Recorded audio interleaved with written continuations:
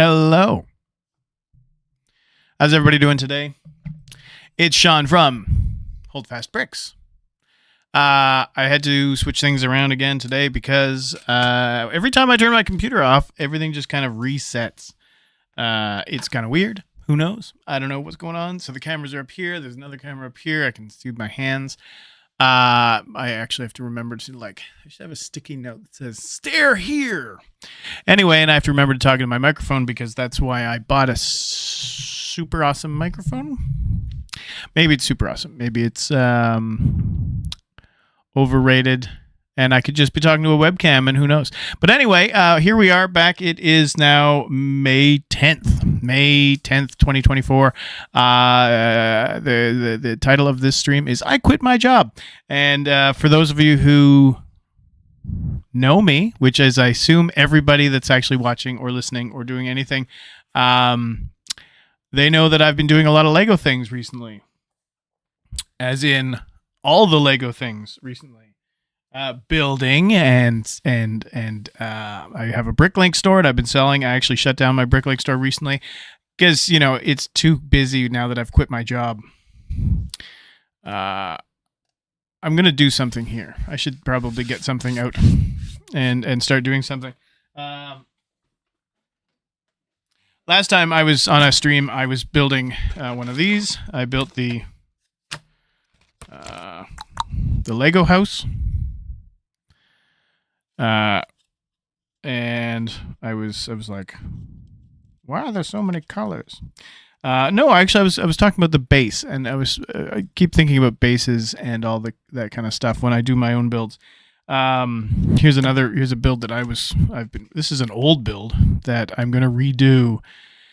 And, I have a new, I don't know, business thing. But yes, anyway, the bases are always slightly different on each one of my builds, and I'm trying to think because I designed I had one build the town clock set that we have actually just packaged up another 100 of them, sent them off.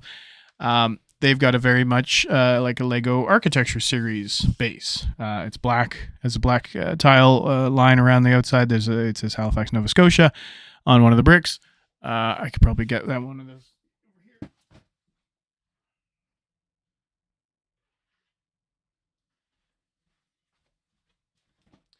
Clearly, I came prepared for this kind of thing. So, this is the town clock. And of course, if I do this, my camera does not have autofocus because it seems to not like focusing on the table, which is weird. So I'm not trying to figure out that. But anyway, this is like an architecture style series. So it's got a black tile base or tiles with tile surround to give it a tile frame. This is Halifax, Nova Scotia. This is the Halifax town clock. This is a similar architecture looking thing, which has the black base around it. They match up quite nicely. They look good on a shelf. But then I was building a actually I'll show you this one too. This is my Blue Nose. So this is the Blue Nose. It's coming out in about 20 days. I have to really get working on the instructions on this.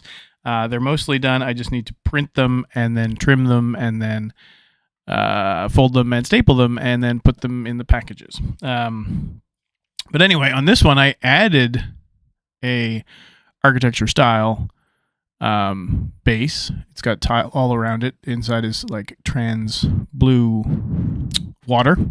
Anyway, so I thought I'd add this blue base. So then I was like, okay, now we have the architecture series, but now we have a boat series. And if I make a bunch of boats, then they could have this cool blue base. And then anyway, but then I was like, how do I get them to kind of line up? And I do have a new one, which I actually don't have the physical model for right now because it's at the client, and they've been showing it off at their offices. So that is we haven't officially announced this, but we've officially announced it. But Pier 21, or the Canadian Museum of Immigration at Pier 21, I am partnering with them. There's a set coming out on Canada Day, so that is in about 40 days. 50 days, something like that, 50 days. And those parts are getting printed right now, but they are going to have a black base on the front and a blue base on the back because it's actually on the shoreline, which I thought was actually pretty fun. Though the problem with that is that the Pier 21, the building itself, is crammed up between other buildings. Quite literally, it's one section of a really long kind of warehouse style series of buildings on the waterfront, all the different piers, Pier 21, Pier 20, Pier 22. But it's all one continuous building effectively, and there's no gap between them. So when I designed that set, I have the black architecture line on the front, the blue on the back, but then there's nothing on the sides. Like what I actually kind of want to design, and this is maybe something I will build just for a display purposes, is the rest of the building, and just have it a generic, it's a gray building to begin with, it's kind of shiny metallic, but I'm going to design it probably in light bluish gray and just have it like that. And then when you see the model on display, you can be like, I want the Pier 21, which is this really nice, pretty chunk in the middle of it. So that's a tricky one, but I didn't add on printed detail because there was already so much printed detail on the Pier 21 kit. Pier 21, if you're there, it's a very large brick building. On the front, there's a really nice silver doorway that has Museum of Immigration, Canadian Museum of Immigration at Pier 21, and then a little crest, and then it's the same thing in French.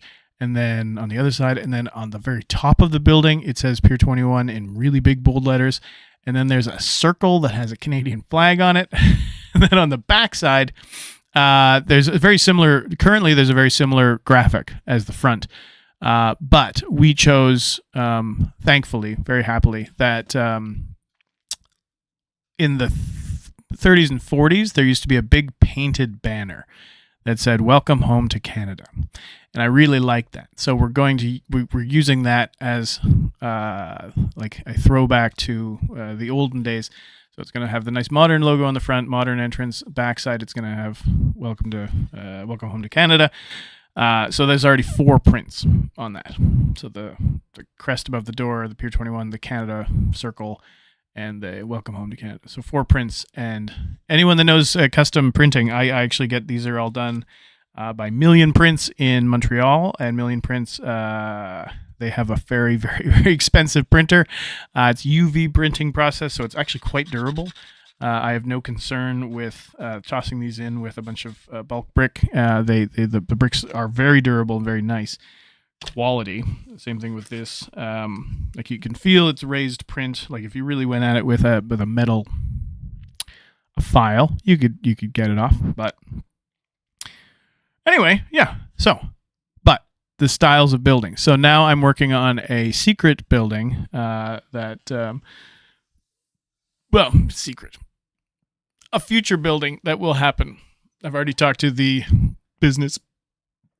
This is how I like to produce my projects, is I basically create a finished product and say, "This is awesome. What do you think?" And they go, "That is awesome. Let's go with it." And then, like the Blue Nose, that's how that was. I wanted to do it. I was working away, and I was actually teaching myself how to use Studio in a better way. And so I was like, this will be my project, and I really want to make this kit, whether the Blue Nose company in Lunenburg wants to go with it or not. So then I crafted it up, and strangely, I got a phone call from them, or an email saying, "Hey, we'd love to have a Lego Blue Nose." And I said, "Wouldn't you know it? I have basically a finished product in my hands." It didn't have the base, I don't think, at the time. The boat was just the boat. And the boat does come off, I do believe, is one piece.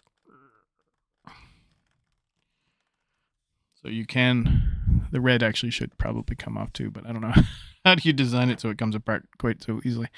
But basically you have a boat, but the red actually is is under the water.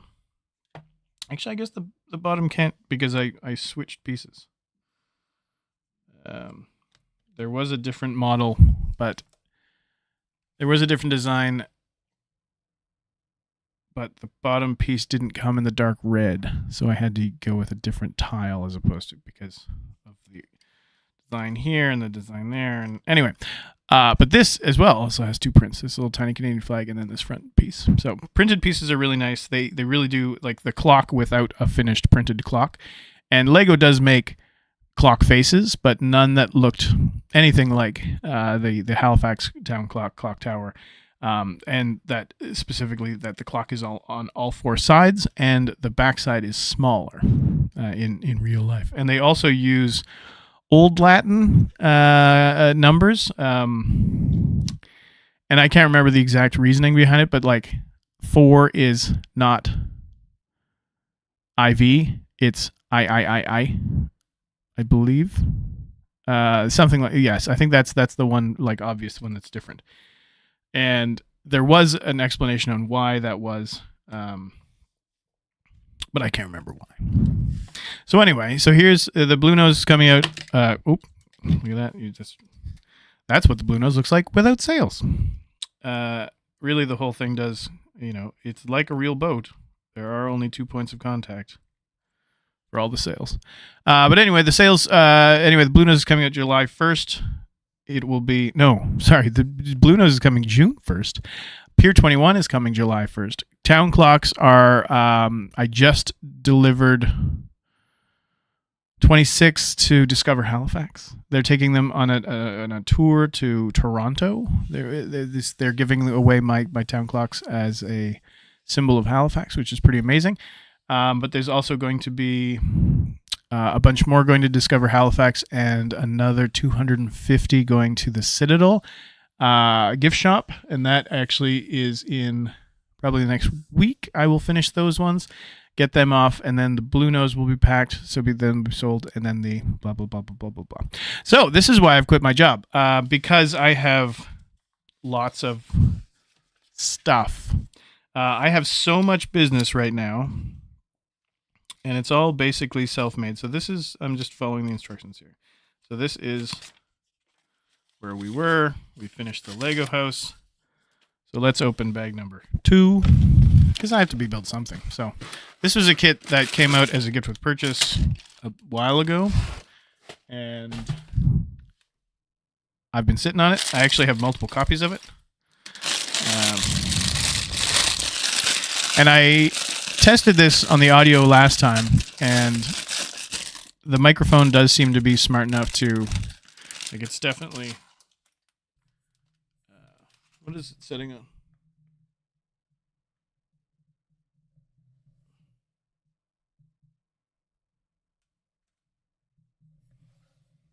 I can't remember. I think I bumped it.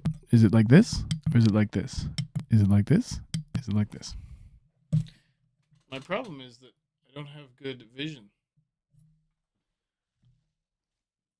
Let me check this, because I know that I bumped it when I was... yeah. There. That should be better.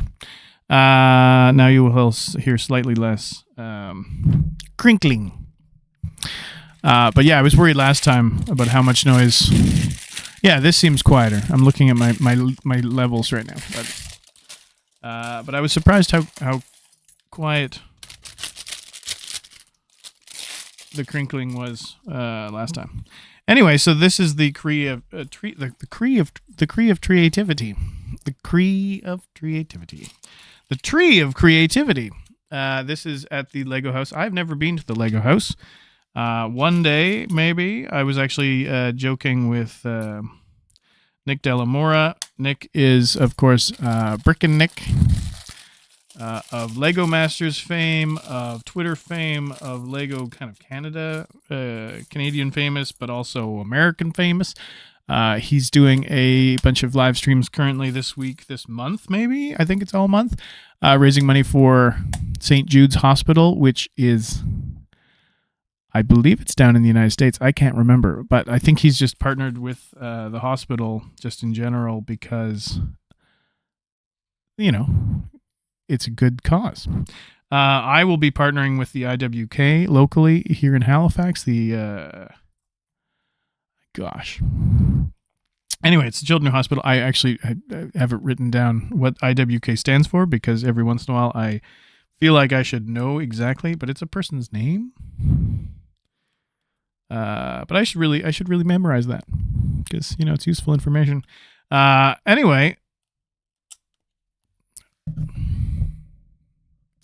just trying to let's get it. So my microphone is in my mouth, but not in my face, preventing me from seeing. Actually, what's obvious here now is that last time I had more lighting down here. I seem to have a lot of lighting right at my face, but where'd my other light go?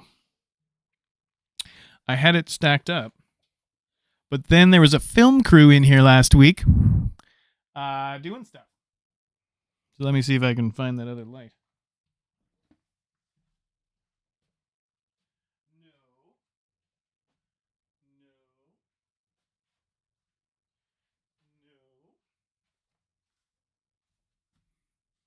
I don't remember.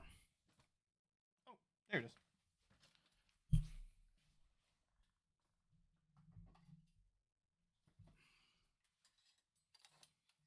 It's exactly where I thought it was. It's just that it was collapsed.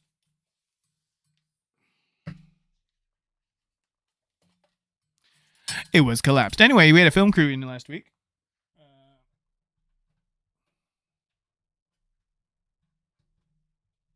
And they're actually coming back next week. Is that on? Wrong plug? One of these. There we go.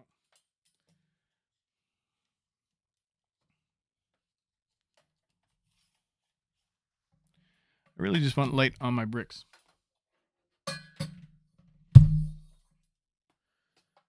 Because it's good to see things when I'm working. I'm old. Anyway, yeah, there was a film crew here last week, and they were chatting to me about all the weird things that I do. They were super nice folks. I want them to come back all the time. Am I missing a piece already? Is that tan? Okay, I don't need light on the parts. I need light on the instructions. So this is tan, not white. That will make everything a lot easier. Maybe if I do this, do that. I could probably zoom in on that, but do you really care? I'll just, let's zoom in on there. Let's properties, zoom, boom, boom.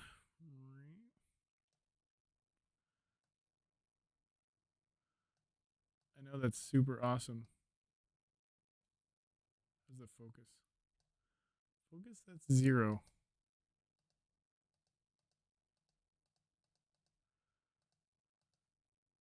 See, does it actually look like it's in focus? Anywhere?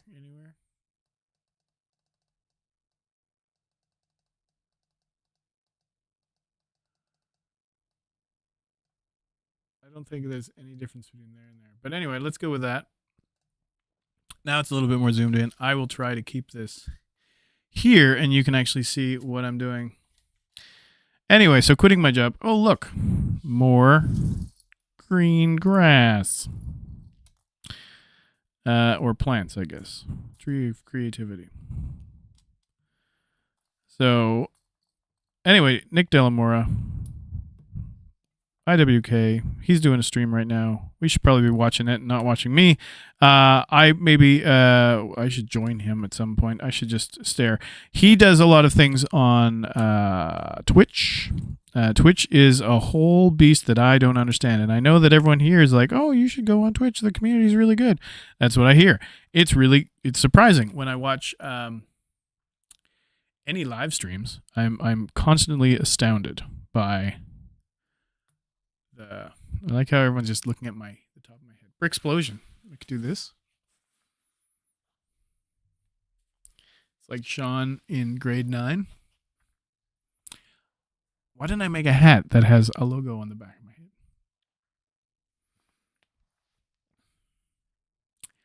Should I do this? Should I go back to the grade 9 styles?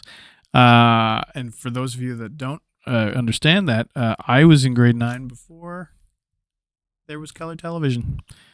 before there was internet in the school, but it was not really accessible to anyone. I do remember my brother being 7 years older than I, and he was 7 years older, so I would have been in grade 5 or 6 when he went to university. And when he went to university, he was given sign-in information, and you could go and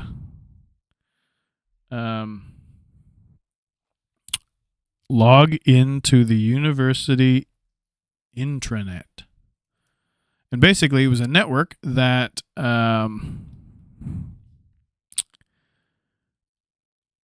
you can go on and share information between universities, right? So, like, the University of Saskatchewan could talk to the Dalhousie University out in wherever, or the, yes, I definitely think I need instructions on my light, or my light on my instructions. I don't know why it's so dark today. I guess this light is normally down more like that. This light maybe can come over here. Yeah, it's surprisingly dark instruction-wise. And you can't really see the build anyway. But look, there's trees. I'm guessing it's a tree stump. That's what we're going to build. But that's a weird one. Why is this? So maybe it's curvy? Anyway, raising money. IWK, Twitch. I should definitely have a prompter. I know that Owen, one of my only viewers, has said, you need to try this. All the cool kids are doing this with the cool streams. Like having timers on the screen and saying, stop talking about goofy things, when basically I just rant for the entirety of the time that I'm on the camera.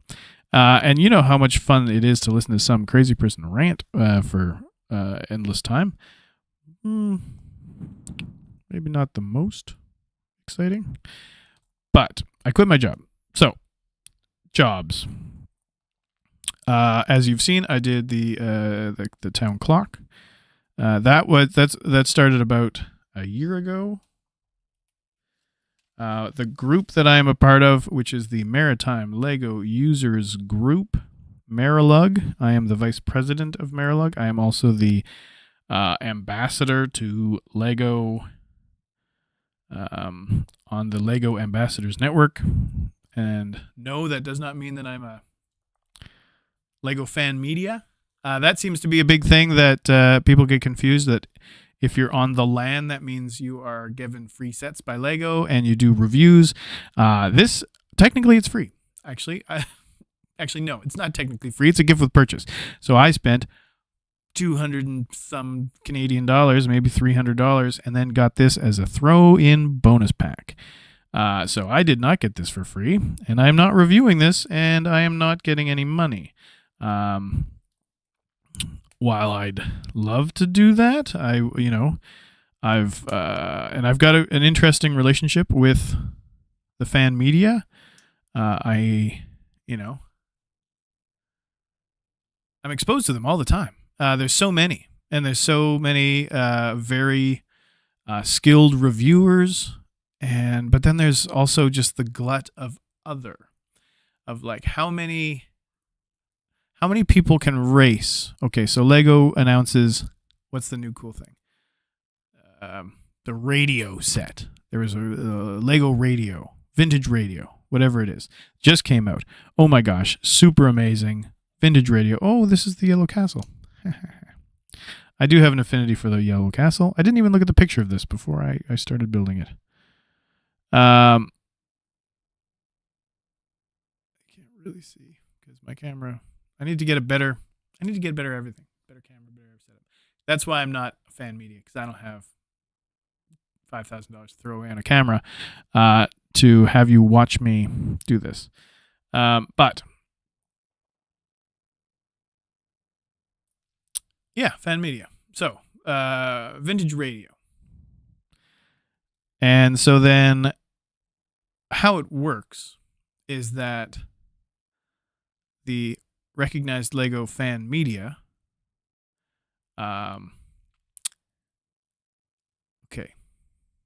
the Lego Ambassadors Network, full of Lego ambassadors, or ambassadors to Lego. It depends. I'm allowed to use certain words, and fan media are allowed to use other words, which I find an interesting conundrum. Like, I can't say that I'm a Lego, an ambassador for Lego, because I'm not.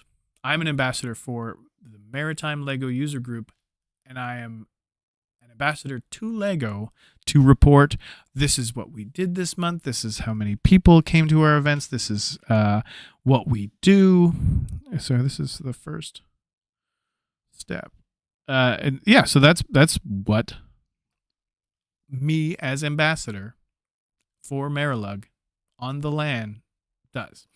And then because Marilug became recognized, and that's a big thing. So you can have a Lego user group. You don't even have to call it a Lego user group, but it seems to be the verbiage that everyone likes. It's a Lego user group. So Marilug, Maritime Lego User Group. Newfoundland Lego User Group. Slug, Saskatchewan Lego User Group. It's one of my favorites, Slug. Anyway, so long story short, long story longer. There's the Lego Ambassadors Network, and basically all of the ambassadors, whether you're fan media or whether you're LAN or whether, and there's also online user groups, which, you know, and somehow they get certain amount of status because they're building community but remotely. So if you are like I think the Bionicle Lug is an online Lego community because there's not enough people in Nova Scotia to have the Nova Scotia Bionicle Club Lug. So they have certain online communities. Not sure what that would be. And they're also part of the Lego Ambassadors Network. There's a whole bunch of different communities. And some of those communities, like me and Marilug, are representative of a group of people. And Marilug is actually a smaller one. Many of the Canadian lugs are smaller. We have, I said 45, but it turns out we only have like 39 members, 38 members. And that's pretty small, don't you think? So that turns around, and then we put another one of these on top. These have little like black dots on the side of a 1x1 plate. So I'm assuming they're like windows, and on the other side there's one, and maybe that's a door. And then there's a red angled wedge for a roof. So it's like a little Smurf house. You can barely see that on the camera, and if I do this, you can barely see it out of focus. Little house. So the tree of creativity, if you go to the Lego store, is just full of cool builds. And I guess they just changed it or put on a bunch of branches. I can't remember if they actually get rid of branches and like, let's say it's time to take the classic castle down. Let's put up a Ninjago branch. But that's what I heard happened. Oh, I did that wrong. I thought I was using white, but I should be using trans.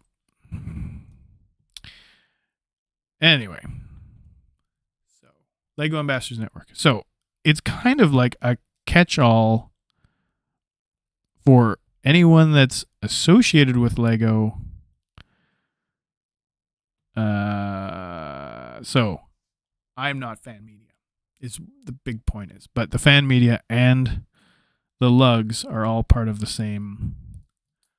It's like a social network. That's there you go. That's what it is. The LAN is a social network. So you can go there and you can post about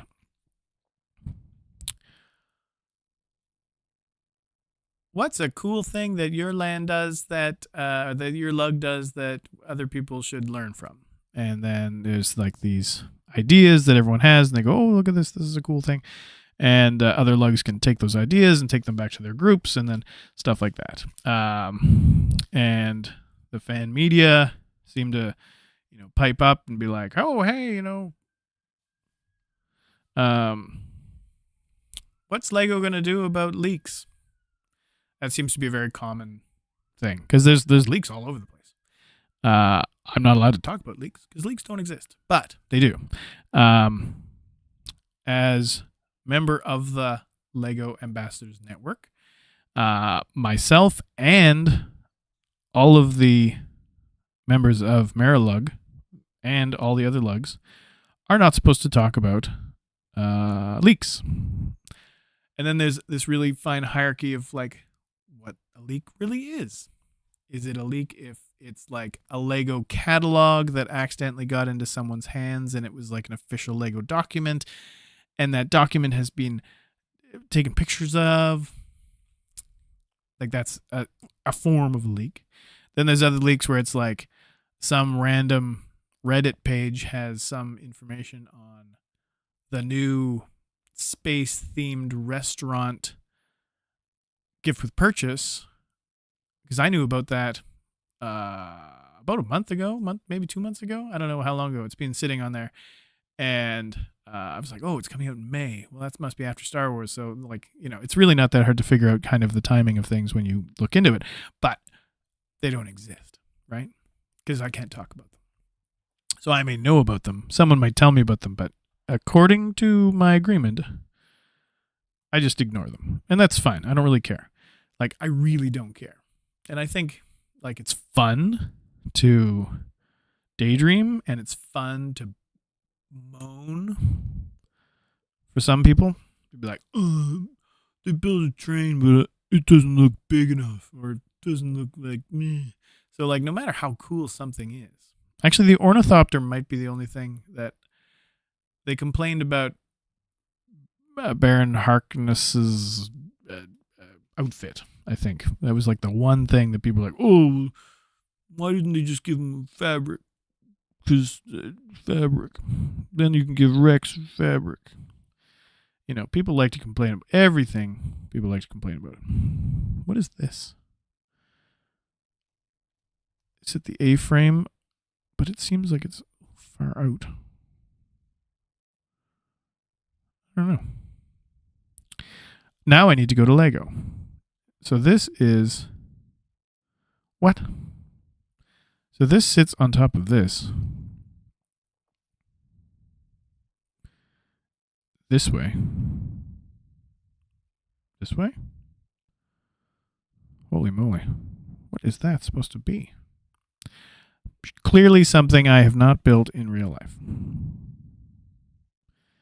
And then this goes like this. And this goes like this. This goes like this. Right? That looks good. Anyway, so now there's the yellow castle, and then some houses, and then some weird thing. I don't know what that is. Clearly, I need to go to... Maybe it's on the box. Oh, it's like a dump truck. It's a construction site. Because it's building the tree. The tree of creativity. Anyway, so this is the Lego Ambassadors Network. Hopefully I'm not revealing any secrets. But it's just a social network where people talk about stuff. And if you are on the Lego fan media world, my understanding is you have to have, like, everyone will poo-poo. Like, there's, oh, it's so easy to just get on the land. But it's not. You need, like, 100,000 followers on every social media platform in the world. And... TikTok and all those things that I don't do. Vine, is that a thing? I think I heard Elon was going to bring back Vine. Because Vine started it all. Yeah, they did. But you need like 100,000 followers. And that's not easy. So you either, pay some Chinese service to get you 100,000 followers, or you actually work your butt off for like a couple years doing, your own reviews, paying for Lego kits out of your own pocket. And I've thought about doing that, but I don't see the point. There was a few people that have left, a few people that have been, unceremoniously removed. But I really like True North Bricks. True North Bricks is Canadian fan media, but they're no longer recognized. So the R is the recognized. I mentioned being R. So you can be a lug, but then you become an R lug. Lego is recognized you. So that you earn an R. You're a recognized lug. Recognized fan media. RLFM.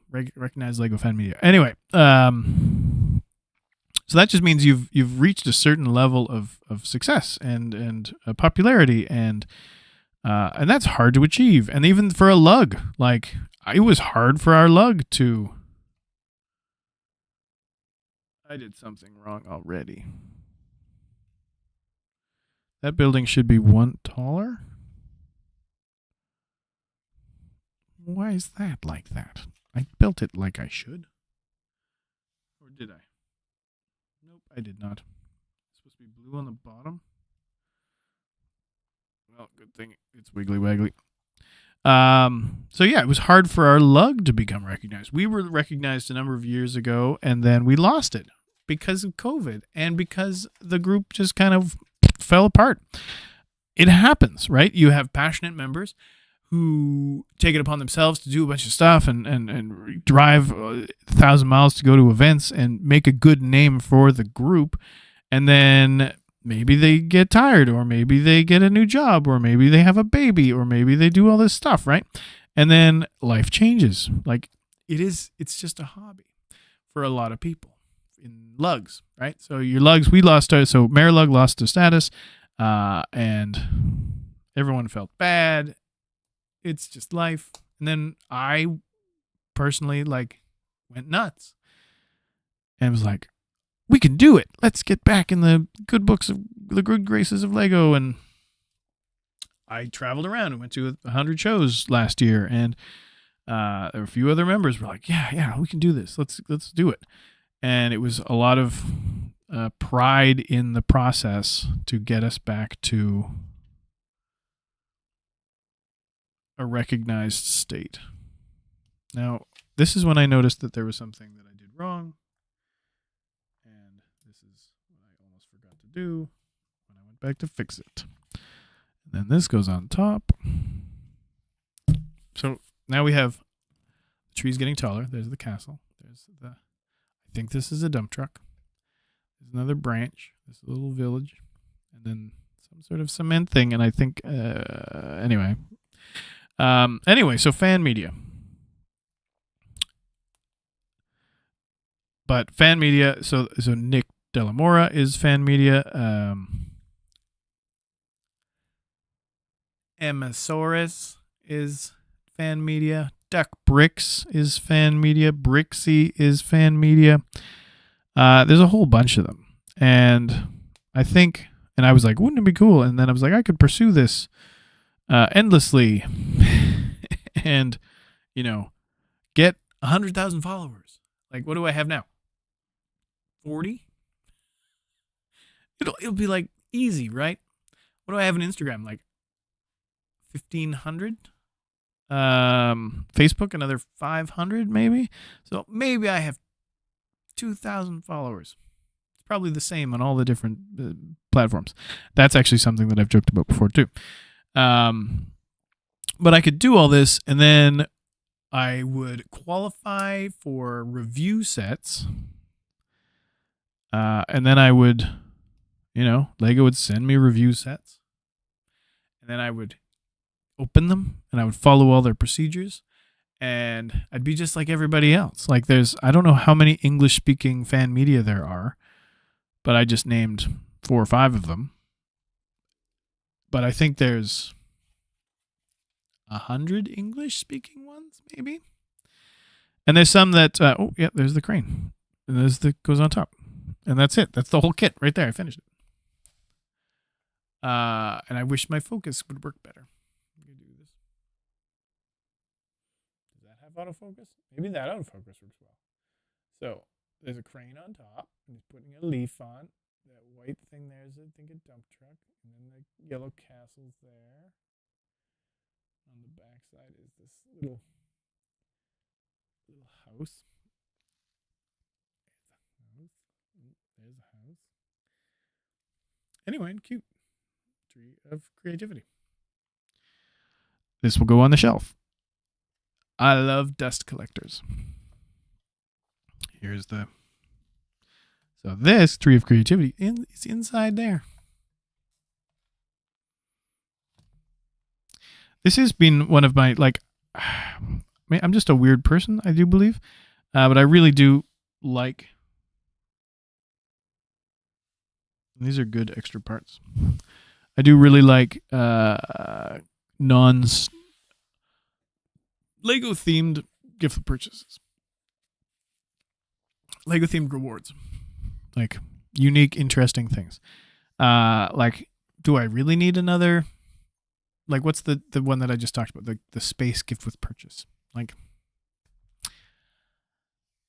I like the space minifigures, but the restaurant... am I going to build it? Am I going to put it on a shelf? Yeah. Will I give it away? Probably. I use a lot of the gift with purchases for my own events. We run Holdfast Bricks, which used to be Halifax Bricks. Halifax Bricks is still going to be, or HFX Bricks is going to be the Bricklink store. It'll continue as with that, because there's no rules about naming things on Bricklink. I like how you can see my hands as I ring them together. Anyway, so fan media, being a fan media. So then we get to the point where everyone on the same day has the same stuff that they want to reveal, right? Ooh, this is a big one. There's 2 bags. And then you get that deluge of everyone revealing exactly the same thing. Like, I scroll through my Instagram and it's like, oh, retro radio. Oh, retro radios. Oh, retro radio. Oh, look at the sound at retro radio. Check out this retro radio. And I'm like, do we need this? Do I need to follow everybody? I should, because I'm a Lego person and I'm becoming a Lego professional and I should know all these people and characteristics and stuff. But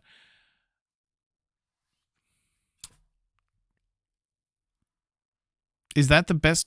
Like, do we need to have 100 people revealing the same sets? What I would like to do, and I know that no one from Lego is listening right now. And I know, okay, so in the process, from what I understand, is if you're fan media, you have like a budget, basically. Let's say it's $5,000, just for a number. Let's say it's $5. And Lego has a price point for each one of their sets. So in that, you could be like, okay, let's say it's 5,000, just for a number. What's the big cool set? The Lion's Night Castle, whatever. Let's say it's $500. So that's $500 out of your budget, and then you have $4,500. And you're like, okay, I'm going to get the retro radio. That's maybe it's $100 on my budget. And then there's going to be the cat, and then there's going to be the whatever, right? The galaxy map. And throughout your year, you can kind of be like, okay, I'm going to get all these cool things, and I'm going to review all these cool things. And everyone's going to pick probably the coolest looking stuff. What I would like to do, and I know no one's Lego is listening, is I want to review all the sets that no one wants to spend their $5,000 on. And I would do a thorough job. I would do live builds. I would do comparisons, like all this. Like, one famous fan media person was bemoaning some of the stuff, and they were like, well, I have all these sets that I never want to review, like Sonic. I don't like Sonic at all. I'm like, who cares, right? Like, just like, is it a punishment to be getting free things, and like I don't know. It just makes me want to. It makes me want to review those sets, like the sets, because Lego releases, I don't know, 30 sets a month. It seems like it's growing in huge numbers, but I only see like a fraction of the sets get much attention. And there's all these designers that have spent, hard days working to create a set that, somebody would be like, well, I don't like it, so I'm not going to review it. But that's what I would like. Like if Lego actually be like, I have no followers, Lego. I got like 30 people. But I will build an audience, building all Duplo. Just give me every Duplo set. And then I will take those Duplo sets and I will make crazy mocks with them. And be like, look at this. All those people that poo-pooed on the Duplo. See what you're missing out on. Right? So that would be my my dream. There we go. That's what I'm looking for. 4 on there. 4 on there. Now it's centered. I bet the dinosaurs piece goes next. My battery's running low. Why is this running on battery power? Let me figure that out.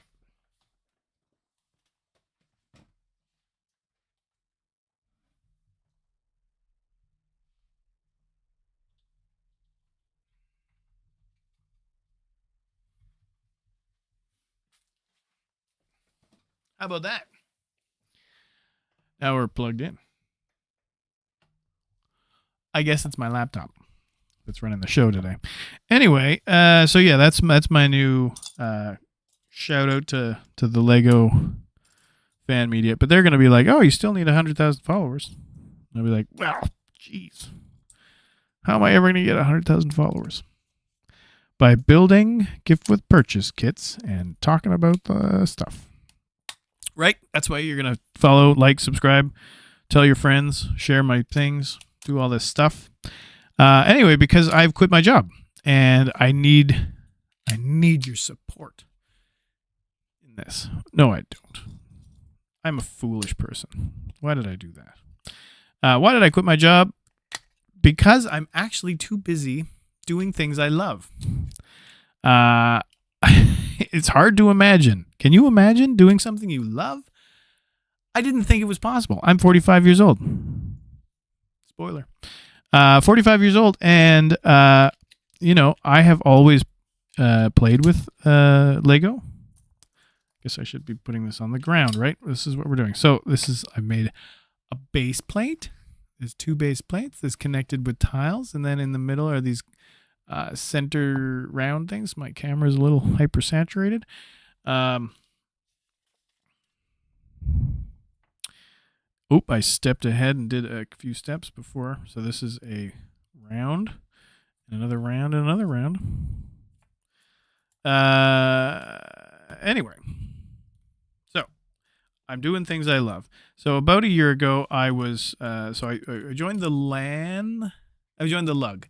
The LUG was actually recognized when I joined, but then almost immediately we were culled because of inactivity and basically zero leadership drive to do other things. It was this constant excuse of, well, COVID, right? COVID. But I also think that there was something else going on that I won't talk about. But hey, COVID, right? COVID killed us. You're like, well, anyway, so my drive was like, oh my gosh, look at this group. Where's all the building challenges? Where's all the fun and excitement? So then I issued building challenges to the group, and I was like, I'm brand new. Let's do this thing. And then I did it was East Coast Lifestyle was the theme, not a brand name of East Coast Lifestyle. But it was just like, maritime-y things because we're the Maritime Lego user group. We should do something that's related to that. Everyone, and it's so wide open that you can interpret it any way you want. So these are quarter round tiles going on. I don't know. Maybe they didn't have the white half tiles. Anyway, so I issued challenges. And I was like, hey, everybody, let's do this. I call it, the first one was the Lego Masters East Coast Lifestyle Challenge. And I think I gave everyone 4 hours. I said, build what you can in 4 hours. And you could do it in any way you want. You could build it in 4 hours straight. You could build it in 20 minutes per night for 40 nights, 30, 20 nights. I don't know. If you skip the weekends. Anyway, you could divide it up any way you wanted, but 4 hours maximum. Anything East Coast maritime themed you want. And so I built a seagull, and that was one of my first real mocks. And it was like 2 years ago. Like I've built original things, but I've never been like, I'm going to build this thing and then finish it. Anyway, so I've now built 3 round things with round tiles with studs and things. But these go click, click, click. Easy. And then, but only a few people actually joined in the fun. I was like, oh, come on, lug people. I think we had 3 entries and mine and my son. Oh, I think there was one other. So there were,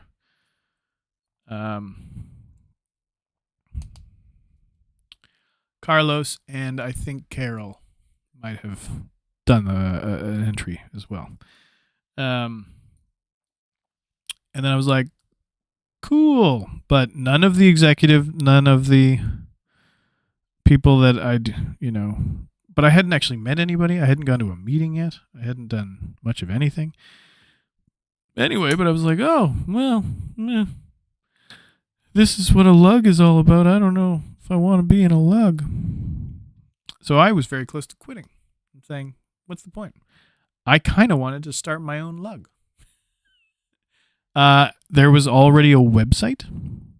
Like I'd progress. There were 3 people that were aware of this, and basically we were going to talk to the people in Marilug and say, hey, you seem to be a go-getter, but I don't want to deal with the bureaucracy. Do you guys want to not have bureaucracy to deal with?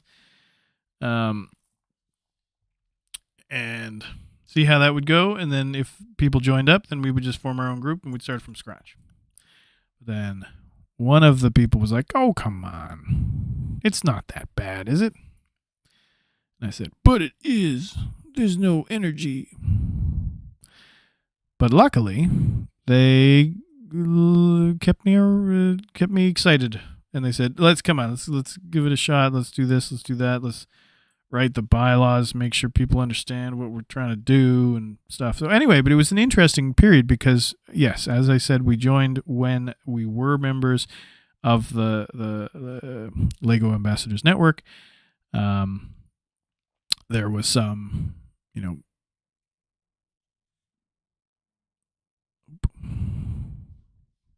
there's some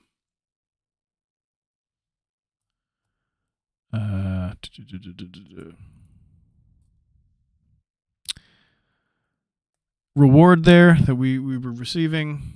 Basically, yes, you get activity rewards.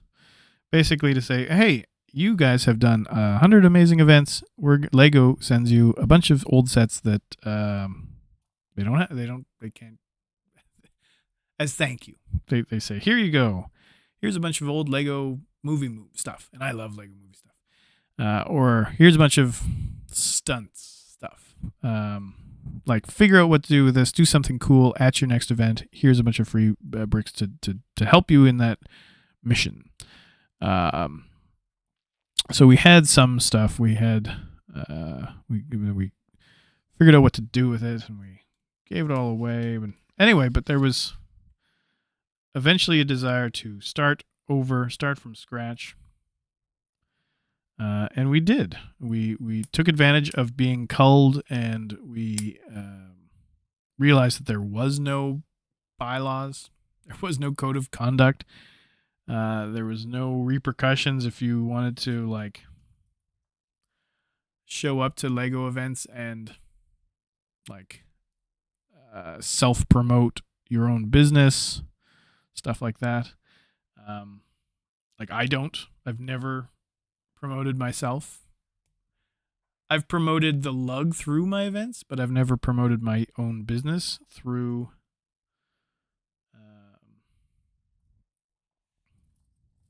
a lug event. And that's been a problem because we had some people that just couldn't not like tell people how great they were and try to get them like sign them to design contracts at lug events. And you're like, and we even put a clause in there that, like, just leave the table, just go over there, go in the corner and talk business. If you want to talk business, sure. We're not gonna, if someone actually says, hey, tell me more, I want to do this for my business, then you're allowed to do that. It's just not at the table where we're trying to promote the Lego user group. Anyway, stuff like that. But there were no rules like that before. You could do whatever you want. It was a wild, wild west, and there were no rules. So what happened was we created the rules, and then we started doing stuff, and then we started, reporting stuff, and we started, doing things the way that probably we should have been doing things the whole time. And then we reapplied the Lego, and we said, look at all the cool things we've been doing. And they said, nope, not good enough. And we were like, oh, geez. I was not surprised at all. Zero zilch. I was like, how, like, the amount of work that we've done is not good enough to get recognized. But I had hope for the next year. So what we did was, one of the big things that happened right after we were rejected was we completed the assembly of a model of the Halifax. Look at that. It's a dinosaur. It's the red dinosaur. There's the red dinosaur. Now, each of these dinosaurs is made with different techniques, and I can't remember which is which. Can I tell? I think this one might be Duplo, but I think one is Duplo, one is bricks, system bricks, and one is Technic in the real Lego facility. We get them to sit. They do turn. Posability. Look, he's just sitting there.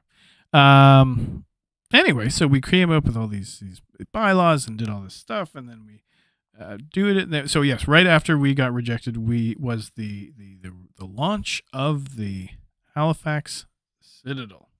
So the Halifax Citadel is a big fortress that is in Halifax, the city that I am currently in. It is a maritime city. It is so on top of a big hill in downtown Halifax is a fort, an old Canadian military fort that hasn't been used as a real fort for a long time. I'm assuming that there like definitely World War II, there was something going on, but then after that it just kind of fell into disrepair. And I have since learned that parts of the building actually collapsed and that it was basically used as like a storage facility, which I totally am like, how could you let this happen? Like, it's such a prime, what am I thinking of? Tourist thing. Like, now it's one of the most populous tourist destinations for people to come to Halifax to see, is this giant fortress. Anyway, so we made a Lego version of it. It is about 5 feet wide and about 4 feet deep. It is about 11,000 pieces, and It was designed by one of our members who's very savvy at the studio, and we had it. Actually, there was it was like the second or third attempt at designing it. We had some members who were just like, yeah, and they did too much of a good job. They were basically designing it at minifigure scale, and then when they finished the front entrance, they were like, oh, okay, so because if we built it at minifigure scale, the whole thing would have been like 25 feet wide and like 1 million bricks. So that's probably too big. So anyway, so one this member, Jason, a renowned designer in his own right, took to task and started building it, and then the pieces got ordered, and we got sponsors to come in to help pay for the bricks. It was only about $1,500 in the end after all that, and probably we could have gotten even more sponsorship, or we could have actually, I don't know. It was kind of an interesting. Oh, that's easy. Totally.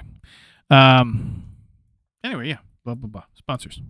So we got sponsors. They came in. They paid for things. We bought the bricks. And then the building process. That really sucked. I'd never used Studio to build something quite so large. And the project was basically dumped in my lap. And I said, I don't know how to do with this.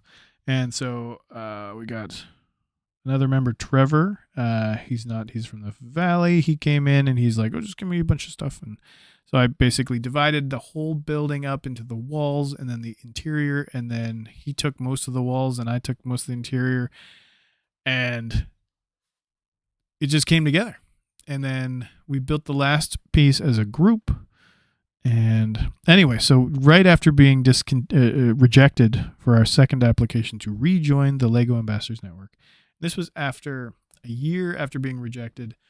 And then really the event started in like August 2022. I think this would have been May 2023.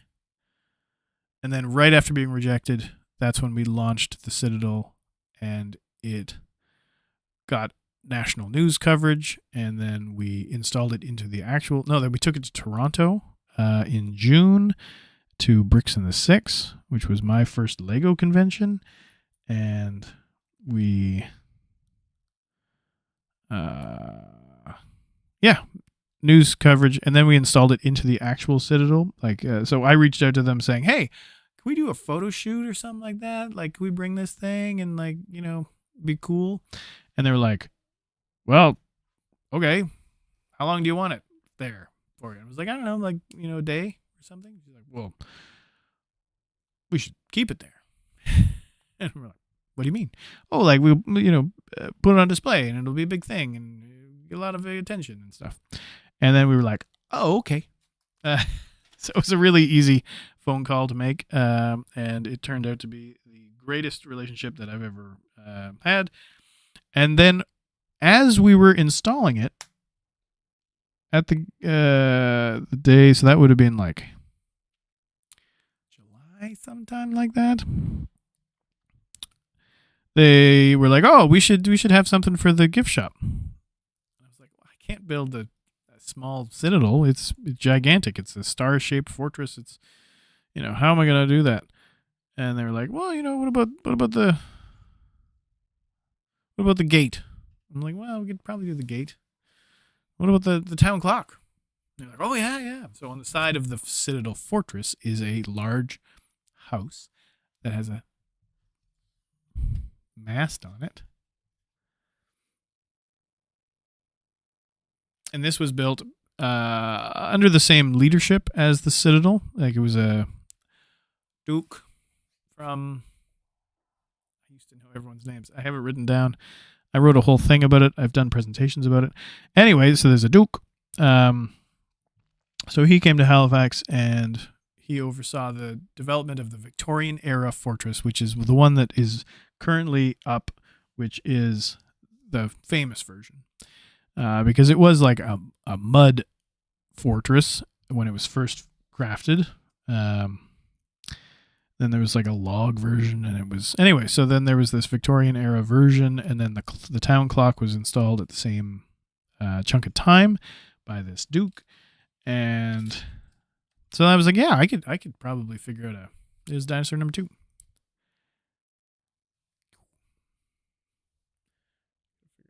This camera looks so much better than it did.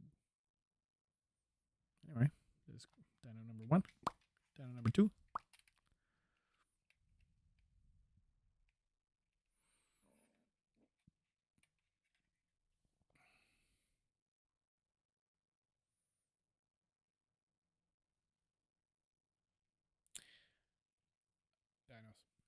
Where's dino number 3? So, yes, I was like, that's a great idea. Town clock. Okay, how do I do this? And I really don't like building in studio, or at least I haven't liked building in studio. I like free building. It's a totally different experience. It's slow and tedious when you're free building. Like, I love building just monochromatic things. This actually over my shoulder, there's a little white car. You know, I go into the white bin and I just start building, and then there's some teeth, and I use some wheels, and then it's just as I'm trying to make a shape, like the mouth on this thing. Can't really see, but there's like the jawline. And you just see parts, and you're like, oh, that's a cool part. What should I do with that part? How am I going to, and then you set it aside, and you're like, oh, I'm building something, and I'll deal with that when I get to it. Ooh, right? And it's, I find that to be a really enjoyable process, and it's meditative. It's like I can go into a zone and be like, okay, I know I have this brick somewhere, and I sort my bricks very poorly. People mock me for how bad my bricks are sorted, because I sort by color, and it's because I build like this, and I find a lot of my building, my Lego time is not an efficient time.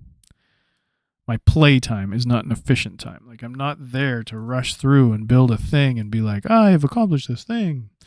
So this is how I prefer to work.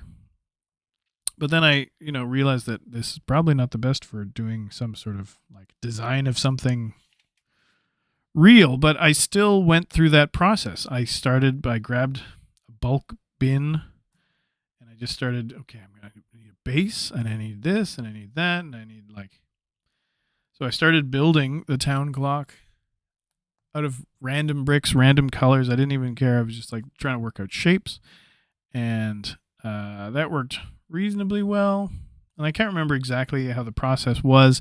I think I had I talked to one of my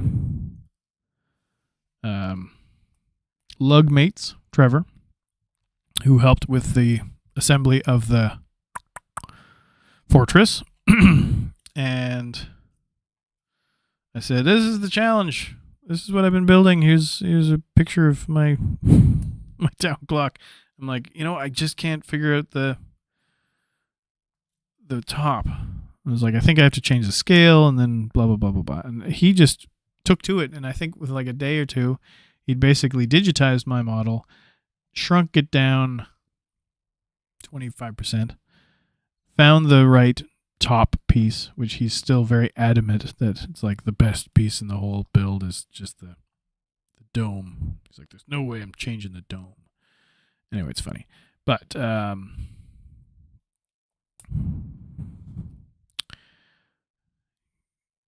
yeah, I like that the Technic dinosaur is in fact using a lot of Technic pieces. It's like someone's smart at Lego.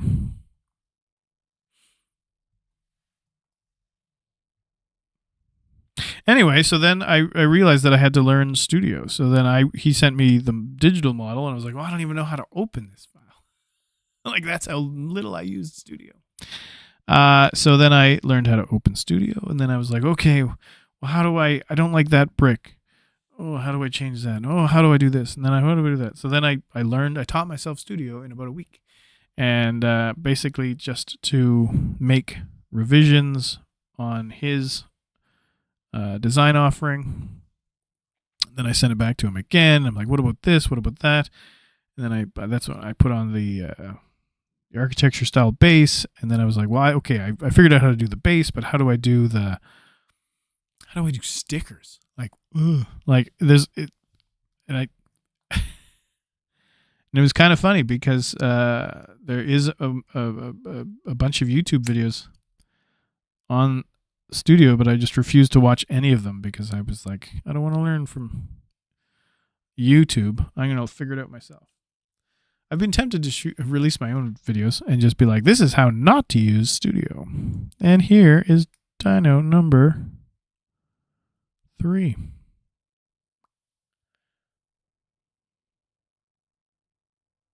He's got a little crank on the back. He's got grippy hands. He's got this really nice techno tail.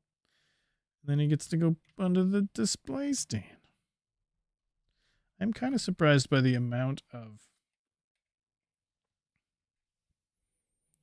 There's number 3. Number 2. Number 1. All 3. Dinosaurs. See, this is a good model. I'm surprised by the amount of extra pieces there are.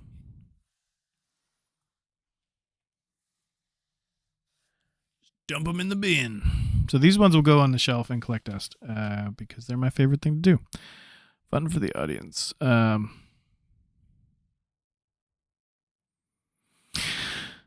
Here, you can check my notifications. Yes, I will attend that. Well, my wife is out of town. Boop, boop.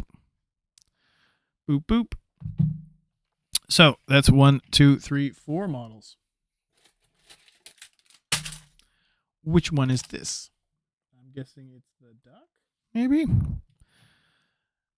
Anyway, so this was about a year ago. It's not even been a year. So that's how the design of the town clock came along. Basically, I built a big ugly version, and then he built a nicer version, and then I was like, okay, we got to change the base, we got to change the clock, but he's like, we're not changing the top. And then I figured out the doors because it was a different dimension before. I think it was so this is 9 wide, which sucks. Everyone knows that like you shouldn't ever build anything in odd numbers with Lego. And it's strange because I really wanted the second door to be on, but when you move the whole base over one, then the whole thing is off-centered. So then I was like, okay, should it be wider on both sides? But then there'd be 2 on this side. But this little side door is like, it's like that primary way to get in. Like I don't think many people go in the front door. Anyway, but the number of windows was a challenge. Then getting the odd number and then the centered tower, like it was a design challenge. But the end result is awesome. And with Trevor Self, so Trevor gets 50% of my, or actually it's 45%, I think. 45% of the sale money, because designers don't just get 15% of things, they get half. Half minus 10. But because this was associated with the Marilug project, I set aside certain portion for supporting Marilug, buying bricks for Marilug and buying all that kind of stuff. So anyway, yes. So this was less than a year ago. They reached out to me and said, hey, let's do this thing. And what about the gift shop? And I was like, what about this thing? And they said, this looks amazing. So then I made And I was dealing with museum people, and they were the ones going, oh yeah. And then you have to deal with the gift shop people, and they're different people. So I had this idea, we're going to sell hundreds of them. And then the gift shop was like, oh yeah, we'll take 20. And I was like, 20? Okay, great. Here's 20. And then I made all the kits, made all the instructions, did all the work, and then sold 20. And I was like, I have made it. I am now a professional, uncertified brick designer. And they sold out immediately. And then they said, we want more. And I said, it takes months to get all the parts and all the things and all of this and all of that. And then it just grew and grew and grew. And then this spring, the Citadel, so a year later, they sold through 40, 50, whatever the thing is. They sold through 20. They sold through 30 more. I think they sold through 50 more at Christmas time. And then in the spring, they put in an order for an extra 300. And that's had to be tweaked a bit. But so, yeah, 300 is this year. And then Discover Halifax ordered 100. And then, so that was just that vein. So we've actually, and then I sold a bunch on my own. Because I also love to go to the brewery market. So last Christmas, I went to the Halifax Brewery Market, which is just like a farmer's market downtown, and sold 100 there in like 4 hours. People love this thing, and it was the perfect timing, Christmas time, all the good vibes. And then I was like, well, if I'm doing this, why don't I do more? And so it was last September, maybe. I got it in my head. I was like, you know what? We'd already had this show lined up at the museum. So the Halifax Natural History Museum, for a few years now, they have a Lego Expo, and I had talked to the guy who runs it, who's also a member of Marilug, and I said, we should do more collaborative things. And he's listening right now. And he will say, that's not exactly what happened. I called him and begged him and said, please, can we be a part of your show? And he said, well, I guess, but just you, because you're kind of weird. And then he tested me. And then he was like, okay, you might be weird, but you're okay. Owen and I are good friends. Hopefully you will see the humor in this. Anyway, and then, so that was 2 years ago. And then this year it was like, hey, we should do it again, and we should bring in the rest of the group, and we'll bring in some more people. And he'd met a bunch of the people at another event the Bricksplosion event that I do. Anyway, it was all good vibes. And then many months before, I had this idea. I was like, well, if we're doing this show, we should do something to support the museum, because they're supporting us by giving us a venue, and wouldn't it be great? And so I was like, I should just come up with a design. Maybe they have a famous turtle named Gus. We should do a Gus the Tortoise design. And I had reached out to Owen and said, geez, is this something that they would like? And he was like, oh, yeah, it's really cool. And I said, well, here's the design. And it was already basically done. And so then some renders were put together, and then I finally got the parts together. And then once he brought the parts in, then it was like, oh, yeah, we need to do this. So the director of the museum is a very keen Lego nerd, which is pretty funny. And so the idea was jumped on, and then we got the approval, and then I was like, okay, I'll order 100 parts, 100 kits. Put all the kits together, put them in bags, put it on social media. Here's the thing. There's a Lego Expo opening up at the museum. These are going to be available on day one. And then the excitement hit. Somebody from the local... Look, there's a cart, I'm guessing, is the foundation of the cart. The local social media folks at Halifax Noise and a couple other places got wind of it, shared it. Like, this is a cool idea. It's Gus the Tortoise. Everyone likes Gus the Tortoise. And that was that. Like, that was like 2 days before it launched. It hit the social media world. And then the day that it came out, there was a lineup at the museum. A lineup like 30, 40 people long. And the museum's never had a lineup before they've opened in the morning. And this was a very exciting first.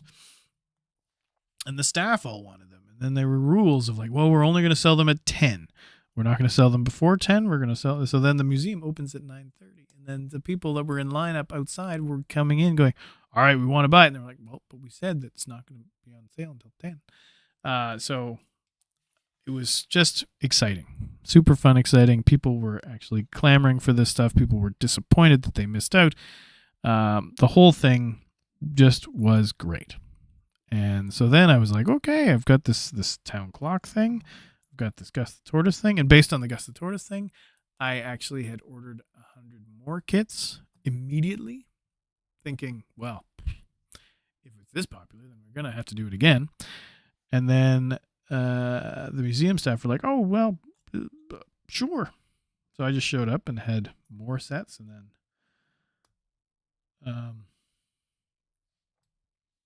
yeah. It was a weird sequence of events.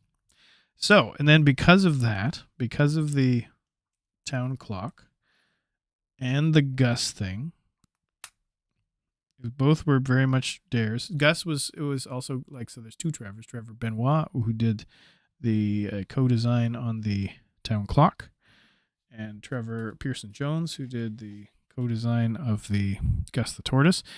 Trevor Pearson Jones is an amazing builder. I don't think I did any mock-up of Gus at all. Sorry, I'm just trying to figure out this weird illustration. And he just took to it. He was like, sure, I got an idea for a tortoise.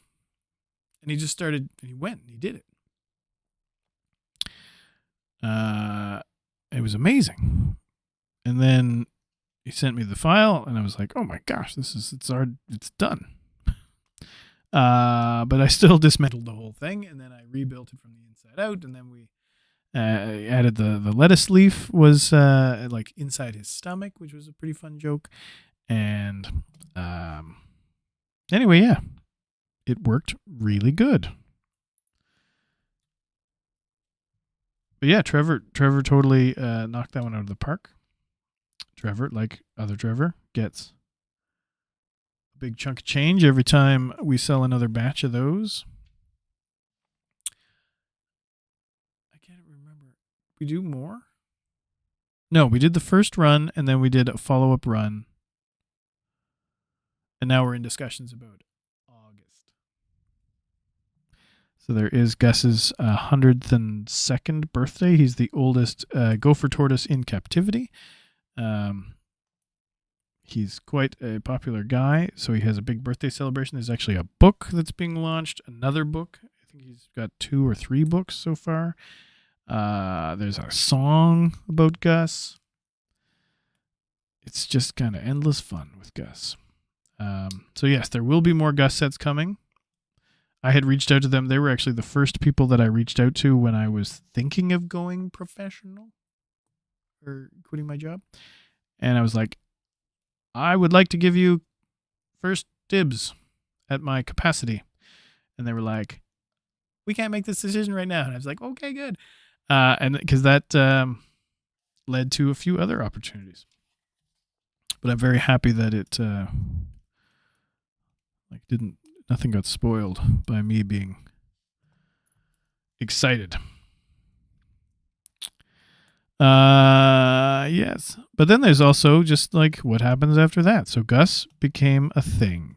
The town clock became a thing.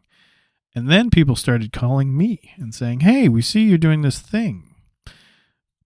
What about this? What about that? And so I've had And I've had a number of projects that have been sitting just pending because I've been too busy. The Nova Scotia College of Art and Design, NASCAD, which is the university that I went to when I came to Halifax. Actually, if it wasn't for NASCAD, I would not be here. Look at this thing.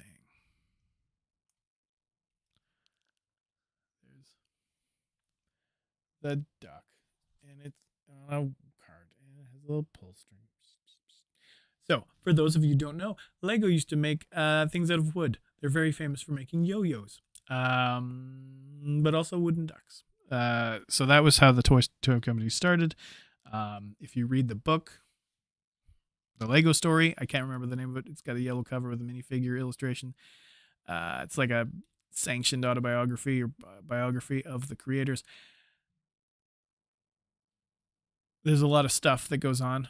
Basically, the Kjeld Christensen made a lot of bad decisions, and I think the biggest one was like, I'm going to buy a plastic machine, and that was he was like, oh, that one panned out. Everything else seemed to be losing money. There was also some like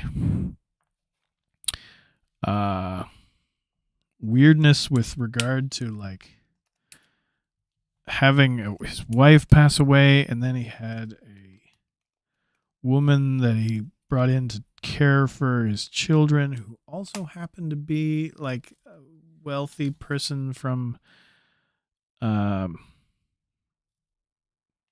somewhere else, and she had money, and then lo and behold they got married, and then with her money she became legally, like, basically she owned Lego because he couldn't pay his debts, and she was independently wealthy.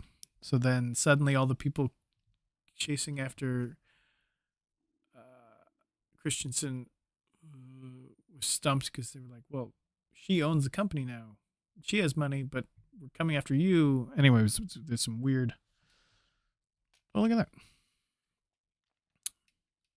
So this has two little studs on it, if you can see that in camera A.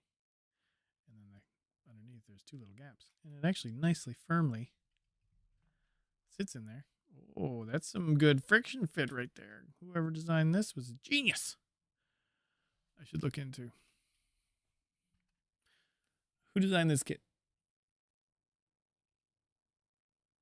Very cool. This is a long stream, hour and a half. One more to go.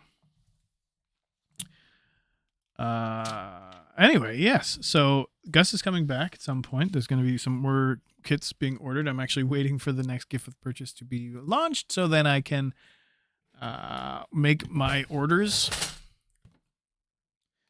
This is another thing for another day, but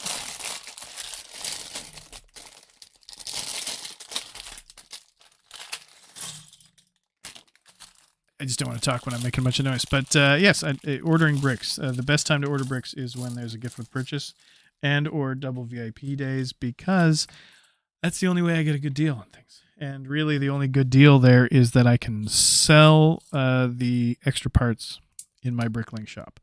There is no real way for someone like me who is Lego adjacent. I do not work for Lego. I do not get deals from Lego, but I use Lego bricks in my creations because they are top quality. There's nothing better than a good clutch of a Lego brick. Anyway, so that's the story. I have been slowly building up a group of people who are basically giving me a little bit of work. And I said this earlier, my favorite thing to do is, like with Gus the Tortoise, is have the design basically finished, come up with the idea, finish the idea, have a model in hand, and then you go to somebody and go, look at this, and they go, wow. Like it's often something you don't really think about doing, is making whatever you're passionate about out of Lego. And like, let's say you are a comic book store owner and you're dealing with selling comic books all day long, all the time. You're never like, well, you know what I should do? I should get I should have my Lego shop built out of Lego and sell that as marketing for myself. Because like if you have fans and people want to, have a bit of like relationship with the store, so maybe make it like a Lego Christmas ornament that looks like the building that you're famous to go, you love going into. Anyway, so these are ideas. And so that's my favorite thing to do, is just have a finished product, walk in, and it usually causes a stir, and usually people just go, let's do it. Like it might be expensive. And I also have learned a few things, like with the Gus the Tortoise, and the Citadel, everything was just me paying out of pocket. Like I had a credit card, and it is one thing that I am maybe more lucky than some people, is that I have acquired credit. And I basically got a second credit card to run my Bricklink store. And that way I could buy and sell. I could buy Lego if I needed to, and it wouldn't go through the family account. This is a Lego manufacturing machine. Yeah. So I would just put. So I had a credit card. So when I was coming up with this idea for Gus the Tortoise, I just like put it on my credit card. And then when I know it's here somewhere. Is this it? That's it.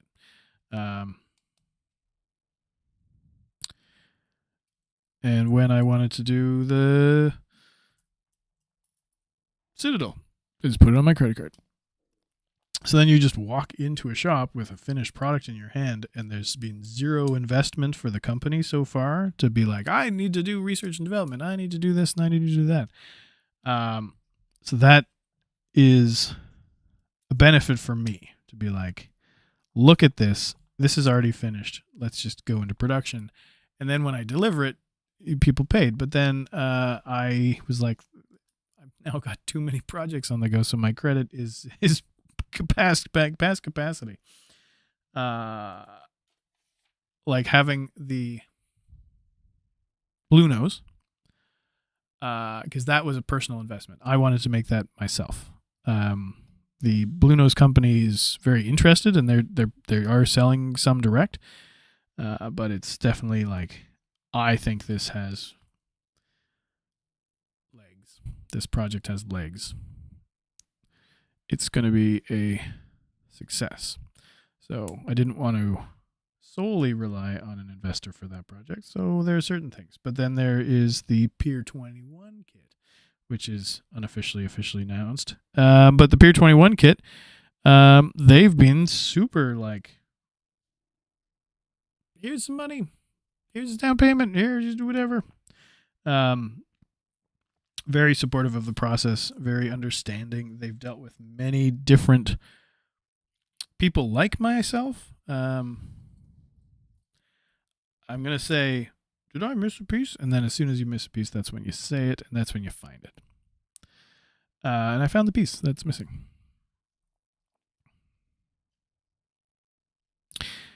Anyway, yeah, so Pier 21's been very supportive and easy to deal with, and that's when I was like, you know what, I should be asking for a down payment maybe on some things. So I've learned that. So that's a good thing. So I'm not, up the creek every time I'm starting a new project. Yeah, I'm learning things every time. But I've basically gotten to the point now where I've got 5 kits in production. I actually just finished and delivered one that we haven't talked about, the Kedgie Turtle. So I finished and completed that on the shortest frame. Actually, it was the last project that I accepted and the first project that I finished. Oh no, I pushed too much on this thing. I have to take it apart.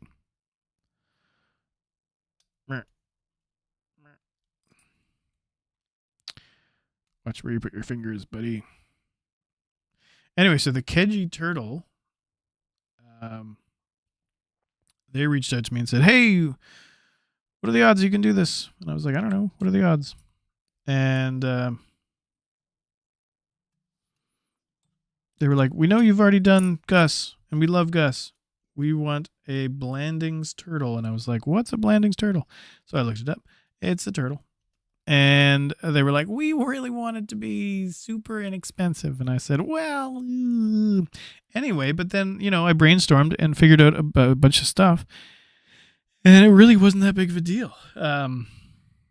It's the Blandings turtle is basically a micro version of Gus the tortoise. He has been rebuilt from the ground up. He does not have room in his stomach for a leaf. But also, Blandings turtles don't eat leaves. They eat frogs. So I included a frog in the package, which I thought was pretty funny. No one's really commented on that yet, but that's why I included them, because Blandings turtles eat frogs. Oh my gosh, what's going on with this? This 1x1 round has a hole in it.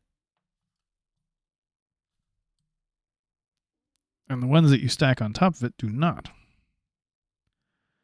So, but you're putting a pin in the bottom, so you can't put the pin too far, because if you put the pin too far, then the ones on the top pop off. Anyway. So the Blandings turtle, that was the shortest term project. That's Keji-Makujik National Park and Historic Site. So it is a park taking up a huge swath of land in kind of southwest Nova Scotia. Keji-Makujik, everyone calls it Keji. And it's like the greatest place to go camping. And there's this pocket of turtles that are endangered called Blandings turtles. So Blandings turtles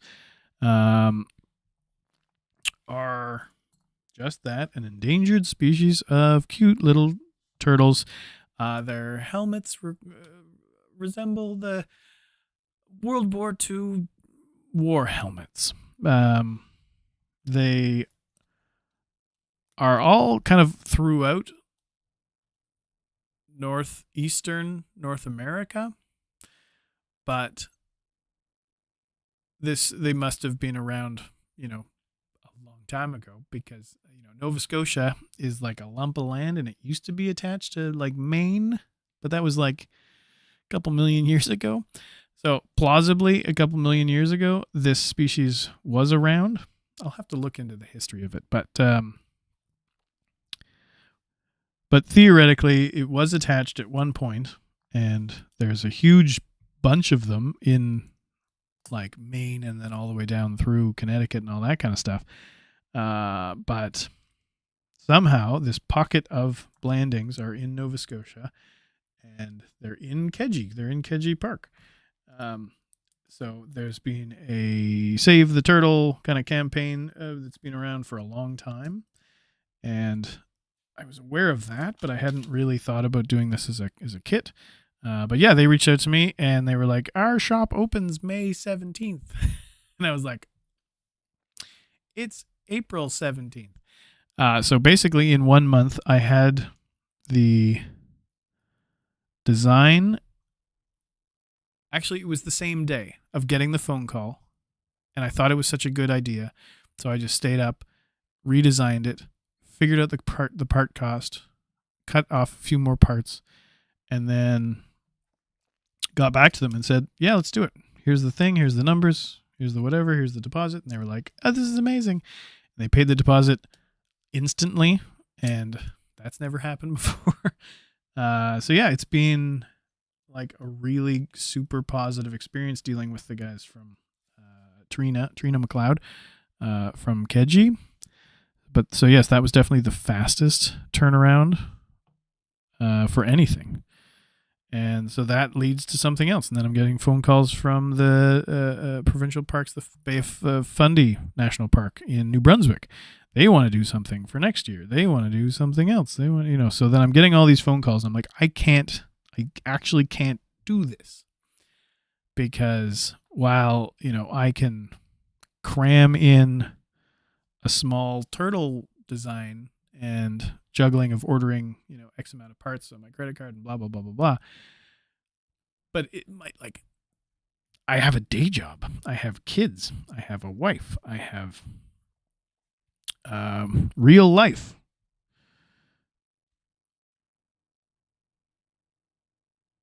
Weird. Yeah, real life. Like, real life is a real bummer sometimes. So I basically had said, if this is going to continue, I need to leave my job. Oh, there we go. It's almost done. So basically, it's a bunch of green blobs and clear windows and things, but it is a toy manufacturing machine. I don't really understand anything about it, but I think it's one of the things that you can do when you're at on like some of the private special tours that Lego has. You actually get to go to a mold making machine and push a button, maybe. Anyway, so the Blandings Turtle thing was a great project. That was basically them reaching out to me saying, we love your stuff, let's do something. And I'm saying yes. And then that led to some other things. And then there's some other projects which I don't want to talk about right now. But there's one big project that will be revealed soon. I just need to make sure with them how to deal with the PR of it. They will tell me and I will say, okay, that's what I will say. But it is a super awesome, the biggest project that I have ever done. Which is saying something. Like 10,000 piece Citadel build. That was kind of a big one. But this is going to be double, triple. It's going to be huge. There's also going to be a custom display cabinet, much like I guess Citadel has, but yeah, it's going to be a huge project, and it's going to be in the news. It's going to be a national thing. I'm dealing with a lot of support from other like proper professionals in the industry, talking me through tips and tricks and how to deal with the inevitable workload, all that kind of stuff. Click. Right. So this.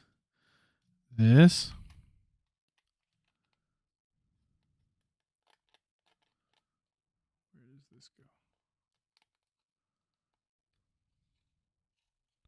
Click. 1, 2, 3 of these. Click, click, click. And that's it. Brick molding machine. There's the brick molding machine.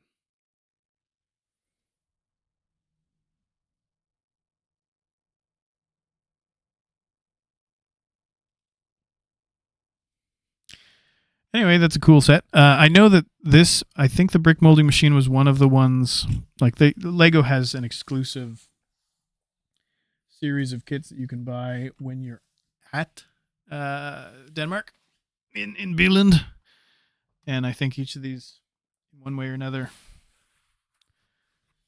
has been made before. But anyway, that's a really cool gift purchase. I'm glad that we finally got it together. So this is an hour and 45 minutes in. So the point of this being, I've quit my job.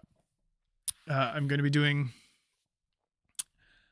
Lego adjacent Lego brick designs, brick designs using Lego elements. My focus is local community icons, community aspects, things like that. I really like. There's a local market that needs to be cared for, and I think it's ripe. Like these ideas of the blue nose, like this is going to be a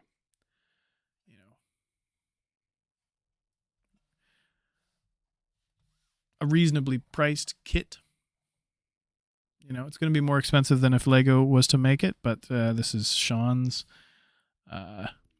Holdfast Bricks. I guess I should even explain the name. Holdfast Bricks. Had to change my name. So I've been yeah, whatever. We're going to the names next time. But anyway, these things. So this would be. I haven't even set the final price. Let's say it's $50. It's probably $46. $46. Let's say $46. It's gonna be this.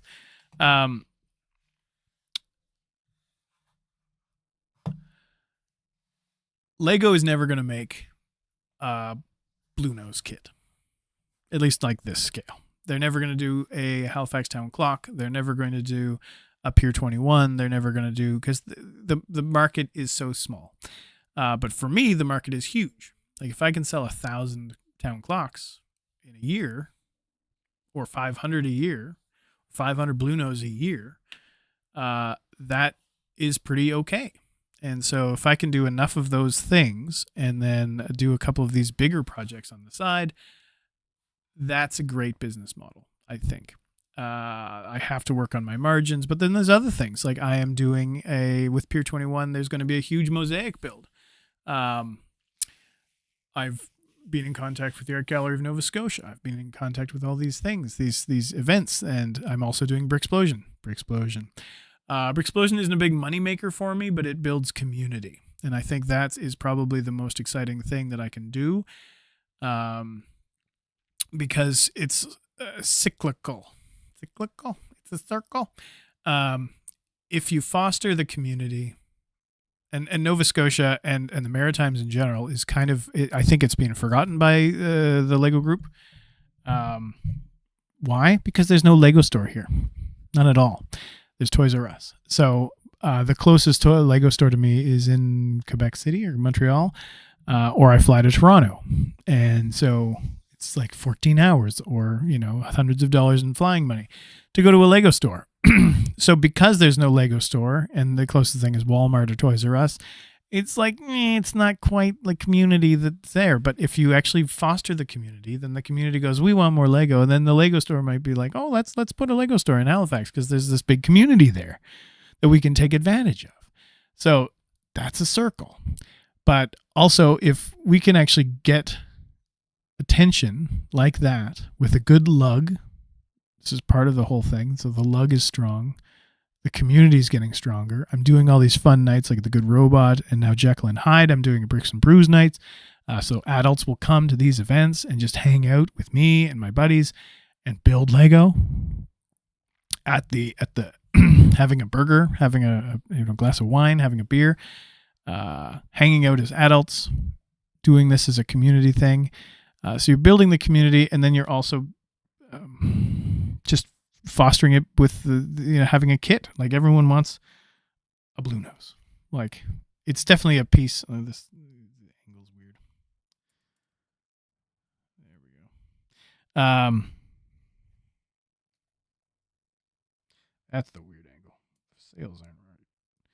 Anyway, or Town Clock. Like building up an audience of people that like these things, and then I've got a whole bunch more underway that will be released probably next year, maybe around Christmas this year, because I just don't have capacity. I don't have time to do it before then. It's a big cyclical thing. So I think that's, and then we do more of the, Bricks by the Sea, the things at the museum. We've got a huge Marilug mosaic that we're going to be building that's all about maritime themes. There's whales and boats and bridges and lighthouses and mussels and scallops and lobsters and stuff. So it's like really fun, good vibes. And then the more fun, good vibes we have, the more attention that we get from the Lego group of companies that, maybe they throw a store in here, and then it's like, okay, this is all fostering growth and excitement, and that's good. I'm also doing a summer camp at the Nova Scotia College of Art and Design, which is one of the reasons why I came to Nova Scotia in the first place, is to spend time doing art. So now I'm doing a kids art class with that. Lego is the main ingredient involved, but it's called The Art of the Brick. And we're going to be doing portraits, and we're going to be doing, actually everybody's going to get a foundation for brickheads. So everyone's going to build their own brickheads. And yeah, it's going to be interesting. And their own portraits and their own art cars and their own whatever is going to be fun stuff. Anyway, and I think it's all good vibes. So I've quit my job to do these things. And so the big ones are the commissions. Like the big one that I don't want to talk about quite yet. Because it's the one that actually pays a lot of bills in a across a number of months. And if I can do 2 of those a year, I'd be super chuffed.